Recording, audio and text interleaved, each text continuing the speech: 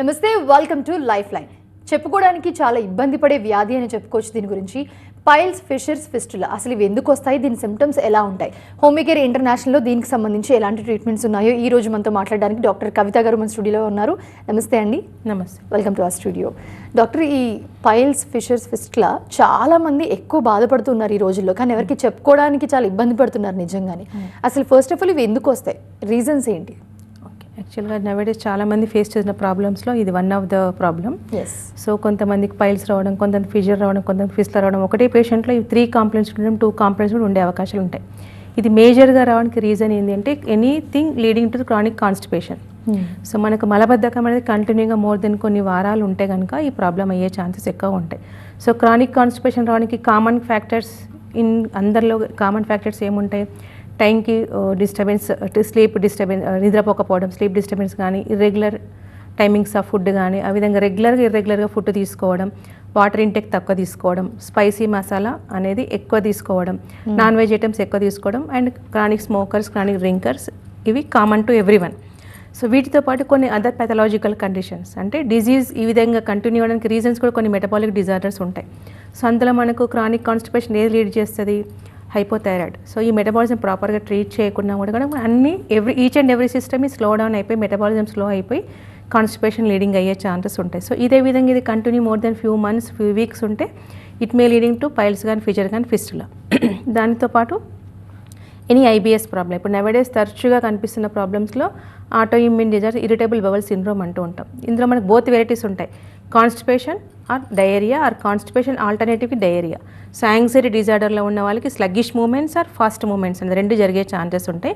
అది ఒక reason. And any liver issues, అంటే కాలేయ సంబంధిత వ్యాధులు, అంటే కొన్ని ఫ్రీక్వెంట్గా కొంతమందికి రిపీటెడ్గా టైఫాయిడ్ వ్యాధి రావడం, మలేరియా వ్యాధి రావడం వల్ల it is going to B stress and liver మీద స్ట్రెస్ అయిపోవడం, ఎంజైమాటిక్ ప్రొడక్షన్ తగ్గడం, అది కూడా ఒక రీజన్. అండ్ హెపటైటిస్ లాంటి కారణాలు, డయాబెటీస్ లాంటి కారణాలు, హైపర్ టెన్షన్, ఇవన్నీ మనకు కామన్గా leading to the chronic constipation, ఇండైజెషన్కి ప్రాబ్లం లీడ్ చేసే అవకాశాలు ఉంటాయి. సో ఇండైజెషన్ వల్ల ఏమవుతుంది? అసలు మనకి యాక్చువల్గా మనకి డైజెషన్ ప్రాపర్గా 4 స్టెప్స్లో జరుగుతుంది. ఫస్ట్ స్టేజ్లో partial digestion, second complete digestion, third తిన్నది వంటబట్టడం, అబ్జార్ప్షన్, అనవసరమైంది బయటకు 4th స్టెప్ ఐదర్ మోషన్ రూపంలో బయటకు వెళ్ళడం. ఇది 4 స్టెప్స్ ఉంటాయి. సో వీళ్ళలో ఏమవుతుంది? ప్రాపర్ డైజెషన్ కాకపోవడం వల్ల అబ్జార్ప్షన్ ఎఫెక్ట్ అయిపోయి, కంప్లీట్ డైజెషన్ లేకపోవడం వల్ల it is not converting into energy, it is converting into gas. So ఇనీషియల్గా సిమ్టమ్స్ ఏముంటాయి? చాలామందికి బ్లోటింగ్, అబ్డామిన్, తేన్పులు రావడం, ఈజీ సటైటీ, అంటే కొద్దిగా ఫుడ్ తీసుకోగానే కడుపు నిండిపోవడం. So then it is not converting, gas converting అవుతుంది కాబట్టి గ్యాస్ ఎక్కడికి వెళ్ళిపోతుంది? తేన్పుల రూపంలో బయటకు రావడం, ఏదర్ ఎంటీ ఆర్ పుల్లడి తేన్పులు రావడం. సో స్టమక్ ఫుల్ అయిపోవడం, బ్లోటింగ్ రావడం, లేకపోతే ఫ్లాచెస్ లాగా వెళ్ళడం. And next leading to the constipation. So constipation అయితే ఏం చేస్తారు? They will pressure to going the motion. Pressure చేయడం వల్ల ఏమవుతుంది? అక్కడ రెక్టమ్ వీన్స్ అనేవి ఉంటాయి మనకి. సో ఆ రెక్టమ్ వీన్స్ వల్ల ఏమవుతుంది? ప్రెషర్ క్రియేట్ అయిపోయి పైల్స్ రావడం అని గమనిస్తుంటాం. సో మనకి ఎక్స్టర్నల్ అండ్ ఇంటర్నల్ 2 ఉంటాయి. సో కొంతమందికి ఫిషర్ రావడం, కొంతమందికి ఫిస్టులా రావడం గమనిస్తుంటాం. And sedentary activity also major triggering factor, obesity is also major triggering factors. వీటన్నిటికి తోడు కొన్ని రకాల మెడికేషన్స్. ఇప్పుడు మనకు క్రానికల్లీ కొన్ని డిజార్డర్స్కి కొంతమంది రెగ్యులర్గా మెడిసిన్స్ వాడుతూ ఉంటారు. యాంటీ డిప్రెసెంట్ మెడికేషన్ కంటిన్యూగా వాడడం వల్ల కూడా ఈ ప్రాబ్లం వచ్చే ఛాన్సెస్ ఉంటాయి. పెయిన్ కిల్లర్స్ కంటిన్యూగా వాడడం వల్ల కూడా it is leading to indigestion problem అయిపోయి ఇండైరెక్ట్గా కాజిటివ్ ఫ్యాక్టర్ అయ్యే ఛాన్సెస్ ఉంటాయి. సో ఇది plus added with the habits and sedentary activity leading to the constipation. So దానివల్ల మీకు ఇలాంటి ప్రాబ్లమ్స్ వచ్చే అవకాశాలు ఉంటాయండి. అసలు ఈ 3 ఏది రిస్కీ డాక్టర్? అంటే ఇప్పుడు ఎలా గుర్తించాలి దీంట్లో ఏది వచ్చింది అనేది? డాక్టర్ దగ్గరికి వెళ్లకుండానే చాలా ప్రాబ్లం ఫేస్ చేస్తూ ఉంటారు. సో ఈ 3 ఏది డేంజర్, ఎలా గుర్తించాలి? So actually danger in the sense, ఇప్పుడు మనకి డేంజర్ ఇది డేంజర్ అని కాదు, 3 డిజార్డర్సే, 3 ప్రాబ్లమ్స్. సో బట్ పైల్స్ ఏ విధంగా రికగ్నైజ్ చేయాలి అంటే బ్లీడింగ్ పర్ రెక్టమ్. ఇప్పుడు ఇందాక రెక్టమ్ మీన్స్ పైన ప్రెషర్ పడితే ఏమవుతుంది? Bleeding per rectum, painless bleeding, that is first stage. Okay. సడన్గా గష్ ఆఫ్ బ్లడ్ మోషన్కి వెళ్ళినప్పుడు రావడం అనేది గమనిస్తుంటాం. పెయిన్ అనేది ఉండదు. సో భయపడి మొహమాటంతోనే వాళ్ళు దాచుకుంటారు ఏమైందని చెప్పేసి. ఈ విధంగా కొన్ని రోజుల్లో కొంతమందికి 2 days వన్స్ రావడం, కొంతమంది మంత్లీ వన్స్ రావడం, కొంతమందికి వీక్లీ వన్స్ ఆర్ ట్వైస్ రావడం అనేది గమనిస్తుంటాం. So that is the first and foremost stage of the piles. ఇంకా అప్పుడు నెగ్లెక్ట్ చేసి లేకపోతే భయపడో మెడిసిన్ వాడకుండా స్టిల్ కాన్స్టిపేషన్ కంటిన్యూ అవుతున్నా ఏమవుతుంది? సెకండ్ స్టేజ్ అంటే గ్రేడ్ 2 అంటాం. సో మోషన్ అంటే painful defecation on and off bleeding రావడం రాకపోవడం, దట్ ఈస్ సెకండ్ స్టేజ్. అప్పుడు వాళ్ళకి పైల్ అనేది బయటపడడం అనేది జరుగుతుంది, స్వెల్లింగ్ అనేది బయటకు రావడం అనేది మనం గమనిస్తుంటాం. అండ్ మోషన్ తర్వాత నార్మల్ స్టేజ్ లోపలికి వెళ్ళిపోయే ఛాన్సెస్ ఉంటాయి, that is second grade. Third grade కనుక తీసుకుంటే సో మల్టిపుల్ రావడం లేకపోతే సింగిల్ రావడం, ఓన్లీ పెయిన్ ఉండే ఛాన్సెస్ ఉంటాయి. దాని పైల్ అనే వీన్ అనేది బల్జ్ అయిపోయి బయటకు రావడం, 1 or 2 గ్రేప్స్ లైక్ బంచ్ లాగా కూడా ఏర్పడే ఛాన్సెస్ ఉంటాయి. ఇప్పుడు మనకు బ్లీడింగ్ అనేది ఉండదు. సో పెయిన్ఫుల్ డెఫికేషన్, సివియర్గా పెయిన్, డిస్కంఫర్ట్, కూర్చోడానికి కూడా ఇబ్బంది అయ్యే ఛాన్సెస్ ఉంటాయి. నాట్ ఈవెన్ 5 minutes ఈ విధంగా కూర్చోలేరు, నిలబడలేరు. సో డిస్టర్బెన్స్ ఎక్కువ ఉంటుంది, ఇచ్చింగ్ అనేది ఉండే అవకాశం ఉంటాయి. ఇవి 3 stages of the piles. So fissure ఏ విధంగా గుర్తుపట్టాలి? వీటికి కూడా ఇండైరెక్ట్ కాజిటివ్ ఫ్యాక్టర్ క్రానిక్ కాన్స్టిపేషనే. వీళ్ళు సివియర్గా పెయిన్ ఉంటుంది కాబట్టి భయపడతారు, మోషన్ వెళ్ళడానికి కూడా భయపడే ఛాన్సెస్ ఉంటాయి. సో రెక్టంలో మనకు కట్ అనేది ఉంటుంది. సో క్రానిక్ కట్ అనేసరికి ఏంటంటే స్ట్రీకీ డిశ్చార్జ్, బ్లడీ డిశ్చార్జ్ ఉండడం పాటు ప్రికింగ్ సెన్సేషన్ అంటే సూదులతో గుచ్చినట్టు, severe burning sensation before going to motion, during and after, persisting for more than throughout the day కూడా కొంతమందిలో ఉండే ఛాన్సెస్ ఉంటాయి. అందుకని కంపేటివ్ పైల్స్ కంటే ఎక్కువ ఫీజర్ అంటే చాలామంది భయపడుతూ ఉంటారు. సో ఆ pain they can bear the pain అనేది ఉండే ఛాన్సెస్ ఉంటాయి. వాళ్ళు కూడా డిస్కంఫర్ట్, కూర్చోలేరు, నిలబడలేరు, డే టు డే యాక్టివిటీస్ మీద కాన్సన్ట్రేషన్ చేయలేకపోతారు. సో థర్డ్ ఈస్ ఫిస్టులా అంటాం. So this is nothing but perianal abscess, చీమగడ్డలాగా పెరియానల్ రీజియన్లో మనకి ఏర్పడుతుంది. ఇది ఇన్ఫెక్షన్ అనేది ఇంటర్నల్ కూడా స్ప్రెడ్ అవుతుంది కాబట్టి కొంతమందికి ఫీవర్ విత్ చిల్స్ రావడం, కొంతమందికి పస్ డిశ్చార్జ్ అవ్వడం కూడా గమనిస్తుంటాం. ఇది కూడా డిస్కంఫర్ట్. బట్ ఇది ఇంటర్నల్లీ ఏమవుతుంది అంటే మనకి ఆర్గాన్స్కి ఇన్ఫెక్షన్ స్ప్రెడ్ అయ్యే ఛాన్సెస్ ఉంటాయి ఇఫ్ యూ నెగ్లెక్ట్. ఇది మల్టిపుల్ పొజిషన్లో ఉంటాయి, 3 o'clock position, 6 o'clock position, 9 o'clock position అని ఒకటే పేషెంట్లో మల్టిపుల్ ఉండే ఛాన్సెస్ ఉంటాయి. ఈ విధంగా రికరెంట్ వస్తే they need to rule out with the diabetes also. So heal అవుతుంది మళ్ళీ వస్తుంది, హీల్ అవుతుంది మళ్ళీ వస్తుంది, they unable to do anything అంటే కనుక డెఫినెట్లీ వాళ్ళు రూల్ అవుట్ చేయాలి. డయాబెటిక్ పీపుల్లో రిపీటెడ్గా వచ్చే ఛాన్సెస్ ఉంటాయి. ఇంత డెప్త్ కూడా సివియర్గా ఉంటే మాత్రం చాలా ప్రాబ్లమ్స్ వచ్చే ఛాన్సెస్ ఉంటాయి. Fever with chill, severe back pain associated with the past history of constipation or any uncontrol diabetes మనకి వీళ్ళలో గమనించే అవకాశాలు ఉంటాయి. So these are the symptoms. ఇప్పుడు కాన్స్టిపేషన్ రాగానే వాళ్ళు maximum they need to correct their the problem, ఆ problem rectify చేసుకోవాలి. ఎందుకంటే మన బాడీలో ఈచ్ అండ్ ఎవ్రీ సిస్టమ్ అనేది నార్మల్గా ఉండాలి. సో మలబద్ధకం వచ్చింది అంటే మనకు బాడీకి అబ్జార్ప్షన్ లేదు, డెఫిషియన్సీస్ వస్తూ ఉన్నాయి. అట్ ద సేమ్ టైం ఇలాంటి ప్రాబ్లమ్స్ అనేది ఓవర్ నైట్ రాకుండా కొన్ని వారాల్లో కానీ కొన్ని నెలల్లో కానీ ప్రాబ్లమ్స్ రావచ్చు. సో ఇది కరెక్షన్ చేసుకుంటే ఇబ్బంది ఉండదు. సో కాన్స్టిపేషన్ కంటే ముందు నాకు చాలామంది గ్యాస్ట్రిక్ ఇష్యూస్ కూడా ఉంటాయి, తెన్పులు రావడం, గ్యాసెస్ ఫార్మేషన్, బ్లోటింగ్ అనేది, అది కూడా we need to correct. So ఇది నవేడేస్ అవుట్ ఆఫ్ 100 పీపుల్లో మనకి గ్యాస్ట్రిక్ ఇష్యూస్ 80 పీపుల్లో ఉంటాయి. ఎందుకంటే anxiety common factor, sleep disturbance common factor, diet issue కాబట్టి. సో వాటర్ ప్రాపర్గా తీసుకోవడం, ప్రాపర్గా నమిలి తినడం, హరిబరిగా తినకుండా, నాన్ వెజ్ కంట్రోల్ చేసుకుంటే, ఇనీషియల్ కరెక్షన్ చేసుకున్నారనుకోండి, ఇలాంటి ప్రాబ్లమ్ కాన్స్టిపేషన్కి లీడ్ కాదు, ప్రాబ్లం ఫైల్స్ ఫిజర్ ఫిస్ లాగా దారి తీయకుండా ఉండే అవకాశాలు ఉంటాయి. అండ్ మెయిన్లీ ఏంటంటే అసలు ఇది ఎప్పుడు గుర్తించిన తర్వాత ఎన్ని రోజులకి హాస్పిటల్కి వెళ్ళాలి, ఎంత నెగ్లెక్ట్ చేస్తూ ఉంటారు. సో ఇప్పటివరకు హాస్పిటల్కి వెళ్ళాలి. అండ్ మెయిన్లీ మీరు అన్నట్టు ఫుడ్, కాన్స్టిపేషన్ అంటే ఆబ్వియస్లీ డిపెండ్స్ ఆన్ ఫుడ్ కాబట్టి ఎలాంటి ఫుడ్ తీసుకుని దాన్ని మనం నివారించవచ్చు? Okay, so problem first stage ఉన్న ప్రాబ్లమే, సెకండ్ స్టేజ్ ఉన్న ప్రాబ్లమే, సివియర్గా ఉన్న ప్రాబ్లమే. సో ఎప్పుడైతే సిమ్టమ్స్ వస్తున్నాయి, ఈవెన్ దో మనం డైట్ ప్రాపర్గా తీసుకుంటున్నాం, పెథాలజీ ఆల్రెడీ ప్రోగ్రెస్ అయ్యింది అంటే, సో కంటిన్యూయస్లీ మన పీచు పదార్థాలు నార్మల్గా తీసుకున్నా కూడా ప్రాబ్లం వస్తుంది.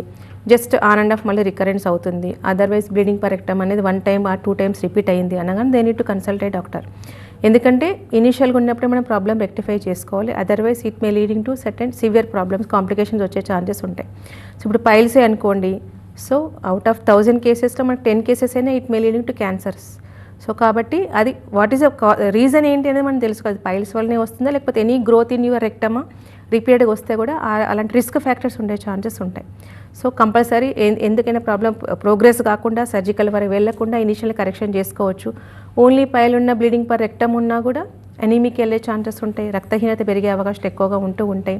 అండ్ మన క్వాలిటీ ఆఫ్ లైఫ్ బేసికల్గా డిస్టర్బ్ అయ్యే ఛాన్సెస్ ఉంటాయి. రోజువారీ పనులు కూడా మనం ప్రాపర్గా చేసుకోలేని అవకాశాలు పెరుగుతూ ఉంటాయి. సెకండ్ థింగ్ ఏంది, ఇప్పుడు ఫిజర్ ఉన్నా కూడా సివియర్గా పెయిన్ బట్ డిస్కంఫర్ట్ వెళ్ళే ఛాన్సెస్ ఉంటాయి. ఈవెన్ సర్జరీ అయినా it will going to repeat again and again. Fistula అయితే కూడా ఇంటర్నల్ ప్రెషర్ స్ప్రెడ్ అయిపోయి రిపీటెడ్ సర్జికల్స్ వెళ్ళినా కూడా ప్రాబ్లం రెక్టిఫై కాకుండా సికాట్రీ ఫామ్ అయిపోయి ఇంటర్నల్ ఆర్గాన్స్ డ్యామేజ్ అయ్యే కేసెస్ కూడా ఉండే అవకాశాలు ఉంటాయి. సో ఎంత ఎర్లీగా దానికి కనుక్కోవడం, దానికి ప్రాపర్గా చికిత్స తీసుకోవడం ఇంపార్టెంట్. సో కంపేర్ టు అదర్లా కూడా దీనికి కూడా management part is very much important in these disorder. నేను అన్నట్టుగా డైజెస్టివ్ ప్రాబ్లం కాబట్టి కంపల్సరీ ప్రాపర్ డైజెషన్ ఉండాలి అంటే మనం తీసుకునే ఫుడ్ కూడా ప్రాపర్గా ఉండాలి. సో బ్యాలెన్స్డ్ ఫుడ్ అంటూ ఉంటాం. బ్యాలెన్స్ అంటే ఏంటి, ఇప్పుడు ఇలాంటి కేసెస్లో మనకు పీచు పదార్థాలు ఎక్కువ తీసుకోవాలి. So roughage food is very much important. So vegetables food ఎక్కువ తీసుకోవడం వల్ల ఏంటంటే ప్రాపర్ డైజెషన్ అయిపోయి ఎనర్జీ లెవెల్స్ ఎక్కువ కాలం మెయింటైన్ అయ్యే ఛాన్సెస్ ఉంటాయి. ప్రాపర్ డైజెషన్ అవుతుంది, గ్యాసెస్ ఫార్మేషన్ తగ్గుతుంది. సెకండ్ థింగ్ బ్లాండ్ ఫుడ్ అనేది తీసుకోవడం అవాయిడ్ చేయాలి. And sedentary activity they need to correct, అంటే ప్రాపర్ వాకింగ్ లాంటివి చేయడం అండ్ ఆన్ టైం ఫుడ్ తీసుకోవడం, స్లీప్ నార్మల్గా ఉండడం అండ్ మొలకెత్తే విత్తనాలు ఎక్కువ తీసుకోవడం అండ్ ఇన్ బిట్వీన్ ఆ ఫుడ్ వాటర్ తీసుకోకుండా కంప్లీట్గా చూయింగ్ అయ్యి నార్మల్ అయిన ఫుడ్ తీసుకున్న తర్వాత ఒక పావు గంట తర్వాత వాటర్ తీసుకోవడం వల్ల ఏమవుతుందంటే యాసిడ్ అనేది బ్యాలెన్స్ మెయింటైన్ అయ్యి ప్రాపర్గా డైజెషన్ అయ్యే ఛాన్సెస్ ఉంటాయి. అండ్ హరిబరి తినకుండా ఉండడం. అదేసం చాలా మందికి స్మోకింగ్ అలవాటు ఉంటుంది, నాకు స్ట్రెస్ ఉందండి స్మోక్ అలవాటు ఉందంటారు, లేకుంటే డైజెషన్ ప్రాపర్గా అవ్వట్లేదండి మోషనల్ అని కూడా చాలామంది స్మోక్ చేస్తూ ఉంటారు. సో అట్లయితే నాకు ఫ్రీ అవుతుంది. బట్ ఇండైరెక్ట్గా it may lead to the chronic constipation complications వచ్చే ఛాన్సెస్ ఉంటాయి. They need avoid those things. Yes doctor. So doctor, దీనికి సంబంధించి పైల్స్, ఫిషర్స్, ఫిస్టులా ట్రీట్మెంట్స్ ఎలా ఉంటాయి, అసలు ఎంత పీరియడ్ ఆఫ్ టైం పడుతుంది ఇది నార్మల్ సెట్ కావడానికి? Okay, so depending upon patient ఎంత సివియారిటీ మీద కన్సల్ట్ అవుతుంది ఇంపార్టెంట్. ఓకే. సో చాలా మందికి భయం ఏంటంటే సివియర్గా పెయిన్ కానీ బ్లీడింగ్ రాగానే భయపడుతుంటారు, ఫస్ట్ టీచర్ రాగానే. సో ఎందుకులే రిస్క్, మనకు హోమియోపతిలో చాలా స్లో ఉంటుంది కదా, సర్జరీకి వెళ్దామని వెళ్తుంటారు. సో బట్ నవేడేస్ అవేర్నెస్ పెరిగింది, but still it is going to B curable. So మనకు పెయిన్ అనేది తొందరగా రిలీఫ్ ఉండే ఛాన్సెస్ ఉంటాయి. ఇప్పుడు పెయిన్ తగ్గగానే టోటల్ కరెక్షన్ అని కాదు.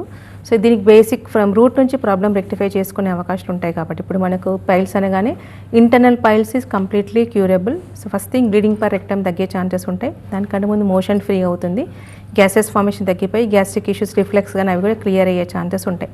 సెకండ్ స్టేజ్ వరకు పెరగకుండా కరెక్షన్ అయ్యే ఛాన్సెస్ ఉంటాయి. When they come immediately few డేస్లో ప్రాబ్లం రంగానే వస్తే కానీ complete solution and weeks it self correction అయ్యే ఛాన్సెస్ ఉంటాయి. బట్ కొంతమంది సెకండ్ స్టేజ్ వస్తుంటారు. సో సెకండ్ స్టేజ్లో కూడా non surgical it is going to B treatable. As usual pain తగ్గే అవకాశాలు ఎక్కువ ఉంటాయి, దురద ఉన్న తగ్గిపోతుంది, స్వెల్లింగ్ తగ్గుతుంది. But diet and management part is very much important. ఈ డిజీజెస్లో అది కంపల్సరీ మెయింటైన్ చేయాలి. సో మెడిసిన్ తీసుకున్నా, సర్జరీ అయినా, మెడిసిన్ వాడకున్నా దే హ్యావ్ టు డిజీజ్ పరంగా లక్షణాలు కాబట్టి అది మెయింటైన్ చేయాల్సిన అవకాశాలు ఉంటాయి. థర్డ్ స్టేజ్ అనుకోండి, మనకి డెఫినెట్గా స్వెల్లింగ్ తగ్గుతుంది, పెయిన్ తగ్గుతుంది, డైజెషన్ ప్రాపర్గా కరెక్షన్ అయ్యే ఛాన్సెస్ ఉంటాయి. కొన్ని మంత్స్లో టోటల్ కరెక్షన్ అవుతాయి. ఎందుకంటే నంబర్ని బట్టి, అంటే కొంతమందికి పైల్స్ అనేది 3, 4, 5 క్రేప్ బంచెస్ లాగా ఉంటూ ఉంటాయి. అలాంటి కేసెస్లో మనకు స్కిన్ ఆల్రెడీ ట్యాగ్ రూపంలో మిగిలిపోయి వీన్స్ అనేది మొత్తం ఎంగార్జ్మెంట్ క్లియర్ అయిపోయి డిస్కంఫర్ట్ కంఫర్ట్ జోన్లోకి వెళ్ళిపోయే అవకాశం ఉంటాయి. సో వాళ్ళకి ఎనీ అదర్ కోమార్బిడ్ కండిషన్లు ఉన్నాయి, ఇప్పుడు హైపర్ టెన్షన్ ఉంది, ఫ్లక్చుయేషన్స్ ఉన్నాయి, కొలెస్ట్రాల్ ఉంది, వాళ్ళు కూడా పైల్స్ వచ్చి కన్సిస్టెంట్గా ఉండే ఛాన్సెస్ ఉంటాయి. వాళ్ళు ఇండైరెక్ట్గా ఆ పాజిటివ్ ట్రిగరింగ్ ఫ్యాక్టర్ని కూడా మెడిసిన్స్తో కరెక్షన్ అయ్యే ఛాన్సెస్ ఉంటాయి. సో అది కూడా వాళ్ళకు ప్లస్ పాయింట్ అయ్యే అవకాశాలు ఉంటాయి. ఇన్ కేస్ ఆఫ్ ఫిజర్ అనుకోండి, సో పెయిన్ సివియర్గా unbearable pricking sensation, splinter leg sensation, burning sensation, కొంతమంది కొన్ని గంటలు, కొన్ని డేస్ 24/7 ఉండే అవకాశాలు. అలాంటి కేసులో సివియారిటీ తగ్గుతుంది ఇమ్మీడియట్గా మీకు, అండ్ మోషన్ ఫ్రీ అవ్వడం, బర్నింగ్ సెన్సేషన్ తగ్గి టోటల్గా హీల్ అవ్వడానికి టైం పడుతుంది. సో పెయిన్ రిలీవింగ్ అనేది తొందరనే జరుగుతుంది, డైజెషన్ మోషన్ ఫ్రీగా తొందరనే జరుగుతుంది. అక్కడ ఉన్న ఊండ్ హీల్ అవ్వడానికి it will takes few days to few weeks compulsory అయ్యే ఛాన్సెస్ ఉంటాయి. బట్ క్రానిసిటీ సివియర్ 2 years నుంచి సఫరింగ్ అవుతున్నామండి, 4 years నుంచి సఫర్ అవుతున్నామండి, కొన్ని months compulsory they have take the treatment. అంటే పెయిన్ తగ్గడానికి మంత్స్ అనట్లేదు, ప్రాపర్ కరెక్షన్కి టోటల్గా వూండ్ హీల్ అవ్వడానికి it will take time. So non surgical it is going to B treatable. Similar thing fistula, first discharge కొన్ని weeks, కొన్ని డేస్లోనే మనకు clear అయ్యే ఛాన్సెస్ ఉంటాయి, మోషన్ ఫ్రీ ఉంటుంది. ఫీవర్ విచిల్స్ ఉన్న వాళ్ళు వస్తుంటారు, అది కూడా కొన్ని అవర్స్లో, డేస్లో రికవరీ అవుతుంది. బట్ ఇంటర్నల్ ఓపెనింగ్ అనేది కరెక్షన్ చేయడానికి it will take time. So మనకు డెప్త్ అనేది ఇంపార్టెంట్. సో మల్టిపుల్ పొజిషన్స్లో అవుతూ ఉంటాయి. Number is also important. Multiple ఉండడానికి it will take more time. Depth సివియర్గా ఉందండి, 2 centimeter డెప్త్ ఉన్న కేసెస్ కూడా వస్తూ ఉంటాయి. అలాంటి కేసెస్కి మనకు హీల్ అవ్వడానికి టైం పడుతుంది. But once you start the medication there won't be any progress of the disease. అంటే ఇప్పుడు ఒకటి వచ్చింది, మెడిసిన్స్ వాడిన తర్వాత ఇంకొకటి ఫార్మేషన్ అనేది జరగదు. సో డిజీజ్ అనేది నెక్స్ట్ పెథాలజీ, మోడరేట్ వచ్చినా, మైల్డ్ వచ్చినా, సివియర్ వెరైటీకి వెళ్ళదు. అంటే పెథాలజీ స్టాప్ అయిపోయి control and going to B reverse అయ్యే ఛాన్సెస్ ఉంటాయి. సో ఫ్రమ్ రూట్ నుంచి ప్రాబ్లం రెక్టిఫై చేస్తాం కాబట్టి కొంచెం డిలే అయినా మళ్ళీ ఇట్ ఈస్ కంప్లీట్గా క్యూరబుల్ అయ్యే ఛాన్సెస్ ఉంటాయి. మళ్ళీ recurrence is also very rare unless until ఇప్పుడు వాళ్ళకి మళ్ళీ వాటర్ ఇంటేక్ అనేది చాలా తగ్గిన, డీహైడ్రేటిక్ కండిషన్స్ ఏమైనా సివియర్గా ఉన్నా, ఎనీ యాంగ్జైటీ డిజార్డర్స్ ఏమైనా ఉన్నా, కంటిన్యూస్ యాంటీడిప్రెసెంట్స్ వాడుతున్నా on and off it may trigger. ఇప్పుడు అది కూడా ట్రిగ్గరింగ్ ఫ్యాక్టర్ ఏమన్నా దాన్ని కూడా ప్రాపర్గా ట్రీట్మెంట్ కొన్ని మంత్స్ తీసుకుంటే అది కూడా రిమూవ్ అవుతుంది కాబట్టి మళ్ళీ ప్రాబ్లం వల్ల రాకుండా చూసుకోవచ్చు. సో కొన్ని రకాల ఐబిఎస్ డిజార్డర్స్ అంటుంటారు, వాళ్ళు లైఫ్ లాంగ్ మెడికేషన్స్ వాడాల్సి వస్తుందని చెప్తుంటారు. వాళ్ళలో కాన్స్టిపేషన్ ఆల్టర్నేట్ డయేరియా ఉంటుంది. సో అలాంటి కేసెస్లో కూడా మనకు లైఫ్ లాంగ్ మెడికేషన్ రిక్వైర్మెంట్ లేదు. Your IBS is going to B curable. But 5 years history, 10 years history, 7 years history వస్తుంటారు. కాబట్టి వాళ్ళు కంపల్సరీ రెగ్యులర్గా 2 years వాడితే అంటే కాన్స్టిపేషన్ కరెక్షన్ అవుతూనే ఉంటుంది. బట్ వాళ్ళు వాడే alternate medication steroid base use చేసినా కూడా ట్యాంపరింగ్ అయ్యే ఛాన్సెస్ ఉంటాయి. అవి ట్యాంపర్ అవ్వడంతో పాటు మన మెడికేషన్ ఐడోస్ వెళ్ళి మన మెడికేషన్ లీస్ట్ అయిపోయి మనీ ట్యాంపర్ అయిపోయి total removal of the medication కూడా అవుతాయి. సో ఇన్ కేస్ ఆఫ్ అది IBS is more than 2 years, 3 years ఉంటే కనుక కంపల్సరీ 1 to 2 years రెగ్యులర్గా మెడికేషన్ వాడాలి. So depending upon case and వాళ్ళకున్న హ్యాబిట్స్, వాళ్ళకున్న అదర్ కోమార్బిడ్ కండిషన్ బట్టి మన case to case duration may differ. But pain రిలీవింగ్కి మంత్స్, ఇయర్స్ టైం పట్టదు. It is purely curable cases అండి. ఒకవేళ ఈ మెడికేషన్స్ అన్ని యూజ్ చేసిన తర్వాత కూడా మళ్ళీ ఒకవేళ వచ్చే ఛాన్సెస్ ఉంటాయా, లేకపోతే కంప్లీట్గా తగ్గిపోతుందా వన్స్ ఒకసారి తగ్గితే? యాక్చువల్గా గ్రాడ్యువల్ ఇంప్రూవ్మెంట్ రూట్ నుంచి కరెక్షన్ అవుతుంది కాబట్టి వచ్చే పాసిబిలిటీస్ ఆర్ వెరీ రేర్. ఇందాక చెప్పినట్టు ఇప్పుడు పేషెంట్కి స్టార్టింగ్లో ఇదే ప్రాబ్లం ఉంది, బట్ తగ్గిపోయింది. బట్ 5 to 7 years తర్వాత బీపీ వచ్చి ఆ బీపీ మెడికేషన్ వాడడం, లేకుంటే డయాబెటీస్ అన్కంట్రోల్ ఉంటే కనుక it may trigger. Indirect cause అవుతుంది కాబట్టి ట్రిగ్గర్ అయ్యే ఛాన్సెస్ ఉంటాయి. బట్ డైట్ మేనేజ్మెంట్ ప్రాపర్గా యూస్ చేసుకుంటూ ప్రాపర్ డైట్ కనుక మెయింటైన్ చేస్తే it won't come back again. So management part also very much important. నేను రెగ్యులర్గా నేను నాన్ వెజ్ తింటాను, ప్రాబ్లం తగ్గిపోయింది కదా అంటే no, they have to take care. So నేను ఫుడ్ పెథాలజీ రివర్స్ అయినా wound is wound, it may recur again. So ఆ మేనేజ్మెంట్ వాళ్ళు ఇంపార్టెంటే. ఇప్పుడు ఇంతకుముందు తిన్నట్టు కాకుండా స్ట్రిక్ట్గా మెయింటైన్ కాకుండా అందరూ తినడం కాకుండా they have to maintain their diet. పీచు పదార్థాలు తీసుకుంటూ వాటర్ ప్రాపర్గా తీసుకొని హీల్ అయిన తర్వాత it won't come back again. అంటే ఇప్పుడు ఎలాంటి మెడికేషన్స్ యూజ్ చేసినా ఫ్యూచర్లో దేనికి సంబంధించి ట్రిగర్ అయ్యే ఛాన్స్ ఉంటుంది. Main depends on food. So అసలు మీరు ఎలాంటి రిస్ట్రిక్షన్స్ పెడతారు డాక్టర్? అంటే ఫుడ్ ఎలాంటివి తీసుకోవాలి, ఎలాంటివి కంటిన్యూ చేయాలి for long time of period, because of అది మళ్ళీ రికరెంట్ అవ్వకుండా మళ్ళీ ఇది అవ్వకుండా. సో ఎలాంటి ఫుడ్ రిస్ట్రిక్షన్స్ ఉంటాయి? అండ్ అలా ఎక్సర్సైజ్ అని కూడా అన్నారు, ఎక్సర్సైజ్ కూడా కంపల్సరీ చేయాలా? యాక్చువల్గా ఇవన్నీ మనకు maintaining causes. So triggering factors కాబట్టి ఎక్సర్సైజ్ ఏంటి, ఇప్పుడు sedentary activity also body physical activity లేకుంటే కూడా స్లో మూమెంట్ ఆఫ్ గట్ అయిపోయి కాన్స్టిపేషన్ వచ్చే ఛాన్సెస్ ఉంటాయి. So regular exercise weekly 7 days అని కాకుండా 4 days, 5 days మ్యాండేటరీ చేసుకోవాలి. ఒబేస్ ఉన్నా లేకపోతే ఎనీ అదర్ ఇష్యూస్ అనేది మ్యాండేటరీగా చేయాలి. దానికి తోడు మనకు వాటర్ ప్రాపర్గా తీసుకోవాలి. ఎందుకంటే మనకు ప్రాపర్ డైజెషన్ కావాలంటే compulsory we need the water. Minimum 3 to 4 liters of water తీసుకోవాల్సిందే. చాలామంది లిక్విడ్స్ అంటూ ఉంటారు. లిక్విడ్స్ అంటే alcohol is also liquid, coffee tea is also liquids. అవి కాదు, అవి తీసుకోవడం వల్ల ఫర్దర్ బాడీ డీహైడ్రేట్ అయ్యే ఛాన్సెస్ ఉంటుంది కాబట్టి కాన్స్టిపేషన్ ఫర్దర్గా పెరిగే ఛాన్సెస్ ఉంటాయి. ఫ్రూట్స్, జ్యూసెస్, పీచు పదార్థాలు ఉన్న ఫ్రూట్స్ ఇన్స్టెడ్ ఆఫ్ జ్యూసెస్ రూపంలో కంటే పీచు పదార్థం డైరెక్ట్ ఫ్రూట్ తీసుకోవడం ఇంకా బెటర్. సో అలాంటి ఫుడ్ తీసుకోవడం, గ్రీనీ వెజిటేబుల్స్, లీఫ్ వెజిటేబుల్స్ ఎక్కువ తీసుకోవడం అనేది చేయడం వల్ల ఇనిషియల్ స్టేజ్ అయితే కరెక్షన్ అయ్యే ఛాన్సెస్ ఉంటాయి. అక్కడ పెథాలజీ డెవలప్ అయినా కరెక్షన్ అయిన తర్వాత కూడా దే హ్యావ్ టు మెయింటైన్, ఆ విధంగా తీసుకోవాలి. దానికి తోడు smoking, drinking they need to quit, కంప్లీట్గా క్విట్ చేస్తే బెటర్. ఎందుకంటే మెడిసిన్స్ వాడుతున్నా కూడా యాక్షన్ ఆఫ్ మెడిసిన్ 100% వర్క్ చేయదు, 70% యాక్షన్ ఉంటుంది. స్లోగా ట్యాంపరింగ్ చేసినా okay, in future also problem అయితే రెక్టిఫై అయింది కదా, నేను మళ్ళీ తాగొచ్చు, మళ్ళీ స్మోక్ చేయొచ్చు అంటే డెఫినెట్లీ ఇట్ విల్ ట్రిగ్గర్. ఇప్పుడు డయాబెటిక్ పీపుల్కి షుగర్ కంట్రోల్ అయిన తర్వాత నేను డైలీ స్వీట్ తింటా అంటే ఏ విధంగా ట్రిగ్గర్ అవుతుందో similar thing is going to be happen. So ఆ విధంగా spicy masala food they need to avoid, proper walking, proper diet, on time food, sleep pattern is very much important. And anxiety is common factor. మనం ఎవరం babas కామ 100% మన బాడీని control చేసుకోవడం. But help కావాలి అంటే యోగా లాంటిది కానీ సూర్య నమస్కారం చేయడం వల్ల ఏంటంటే certain levels of stress relax అయ్యే ఛాన్సెస్ ఉంటాయి. సో ఆ విధంగా ఇది ప్రాపర్ డైరెక్షన్లో వెళ్ళి ప్రాపర్గా మెయింటైన్ చేస్తే కనుక ఒకసారి మెడిసిన్ వాడి ట్రీట్ అయితే కనుక it won't come back again. అయితే మీరు ఇందాక ఒకటన్నా సర్జరీ గురించి చెప్తున్నప్పుడు కంపల్సరీ సర్జరీ అని చెప్తే ఒకవేళ ఇప్పుడు హోమియోకి వచ్చిన వాళ్ళకి అది తగ్గే ఛాన్స్ ఉంటుందా, లేకపోతే కొన్ని రోజులు చూసి అది అవ్వట్లేదు అంటే తర్వాత యాజ్ యూజువల్ వాళ్ళు వచ్చిందన్నే ఫాలో అవ్వమని చెప్తారా? లేదండి, ఇవన్నీ 3 cases ఈవెన్ ద సర్జరీ అయినా కూడా it will come back again. Okay, మళ్ళీ ఛాన్స్ ఉంటుంది 100% విత్ ఇన్ 3 months. ఎందుకంటే సర్జరీ అయితే they will remove end product. ఇప్పుడు పైల్స్ అనేది మనం వచ్చిన తర్వాత దాన్ని కట్ చేస్తున్నారు, బట్ ఇంటర్నల్ రీజన్ అనేది they are not correcting. So digestion మళ్ళీ అదే విధంగా ఉంటుంది, కాన్స్టిపేషన్ అదే విధంగా, it will come back again. Pressure symptoms వచ్చి it will come back again. అంటే ఇప్పుడు సర్జరీ అయిందని ఏది పడితే తినేసి మళ్ళీ రెగ్యులర్గా ఉంటే it will come back 100% with in days it self it will come back. So మన ఫ్రూట్ని కరెక్షన్ చేయాలి కాబట్టి మెడిసిన్స్తో ప్రాపర్గా సిస్టమ్ని కరెక్షన్ చేసుకుంటే ఇట్ వోంట్ కమ్ బ్యాక్. మళ్ళీ రికరెన్స్ అనేది ఉండదు, ఉన్న ప్రాబ్లం కూడా ప్రోగ్రెస్ కాకుండా కంట్రోల్ రివర్స్ అయ్యే ఛాన్సెస్ ఉంటాయి. అది సర్జరీ గురించి చెప్తున్నారు. Yes. ఒకవేళ కంపల్సరీ అని చెప్తే గనక ఖచ్చితంగా యాక్చువల్గా ఇన్ ఎక్స్టర్నల్ పైల్స్కి definitely they will tell for the surgery.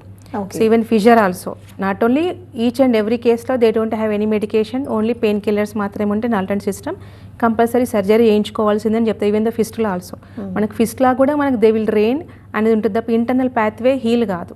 So మన మెడికేషన్తో డ్రైన్ అవ్వడంతో పాటు ఇంటర్నల్ పాత్వే హీల్ అవుతుంది కాబట్టి సర్జరీ రిక్వైర్మెంట్ ఉండదు. ఇప్పుడు సర్జికల్ చాలామంది సర్జరీ అని భయపడి సర్జరీ చెప్పారని అన్న కేసులే వస్తూ ఉంటాయి.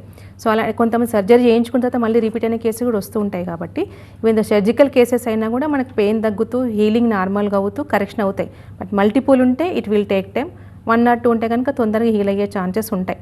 కానీ డేస్లోనే మీకు డిస్కంఫర్ట్ కంఫర్ట్ జోన్లోకి వెళ్తారు, పెయిన్ రిలీవింగ్ ఉండడం, మీకు కాన్ఫిడెన్స్ లెవెల్ పెరగడం అన్నీ కరెక్షన్ అయ్యే ఛాన్సెస్ ఉంటాయి. సో సర్జికల్కి వెళ్ళాల్సిన అవసరం ఏం లేదండి. మనకు సర్జరీ చేసినా మళ్ళీ రిపీట్ అవుతుంటే అలాంటి కేసెస్ కూడా మన దగ్గర రికవర్ అయిపోయి కరెక్షన్ అనే కేసెస్ ఉన్నాయి. అంటే ఇప్పుడు మీరు ఇందాక కూడా చెప్పారు బ్లీడ్ అవడం కానీ కంటిన్యూగా 24/7 పెయిన్ రావడం కానీ ఇవి తొందరగా రిలీఫ్ ఉంటాయి. ఎందుకంటే పెయిన్ కిల్లర్స్ వేసుకుంటే వెంటనే రిలీఫ్ ఉంటుంది. సో మరి కమింగ్ టు హోమియోలో ఎంత వరకు టైం పట్టొచ్చు? అది సో అవర్స్లో కూడా మీకు తేడా ఉంటుంది. సో బ్లీడింగ్ పర్ రెక్టమ్ అనేది కూడా తొందరగా రికవర్ అయ్యే ఛాన్సెస్ ఉంటాయి. సో అది కొన్ని నెలల తరబడి బ్లీడింగ్ అయిపోయిన తర్వాత రికవరీ అని కాదు. In daily itself it is going to be corrected. ఎందుకంటే బ్లడ్ లెవెల్స్ కూడా వాళ్ళకి మెయింటైన్ చేయడానికి కూడా ఇస్తూ ఉంటాం మెడికేషన్. రక్తహీనత కూడా లేకుండా బ్లీడింగ్ పర్ రెక్టమ్ తగ్గడం, ప్రెషర్ తగ్గడం, స్వెల్లింగ్ తగ్గడం అనేది జరుగుతుంది. సేమ్ థింగ్ పెయిన్లో కూడా అంతే. ఇప్పుడు మనకి సివియారిటీ పరంగా మనకి డిస్కంప్లీట్ 100% పెయిన్ 80%, 70, 60, 40 అవుతూ తగ్గుతూ కరెక్షన్ అయ్యే ఛాన్సెస్ ఉంటాయి. సో అంత సివియర్ లేకుండా they can do their life style నార్మల్గా వర్క్ చేసుకునే పాసిబిలిటీ కొన్ని అవర్స్లో వాళ్ళకు నార్మల్ రెగ్యులర్ వర్క్ చేసుకునే కేసెస్ కూడా ఉన్నాయి. అంత సివియర్గా ఉండి ఇబ్బంది లేకుండా ఉండి, ఎందుకంటే ఇటు మోషన్ ఫ్రీ అవుతుంది, అంటే హీలింగ్ అవుతుంది, అంటే పెయిన్ తగ్గుతుంది. సో 3 ఎడ్స్ట్రెచ్ అయ్యే ఛాన్సెస్ ఉంటాయి. బట్ సివియారిటీ పరంగా మోడరేట్ నుంచి మైల్డ్ అయ్యి కరెక్షన్ అయ్యే ఛాన్సెస్ ఉంటాయండి. Right. Thank you so much doctor for joining with us. ఇది వాళ్ళ లైఫ్ లైన్. చూస్తూనే ఉండండి TV9.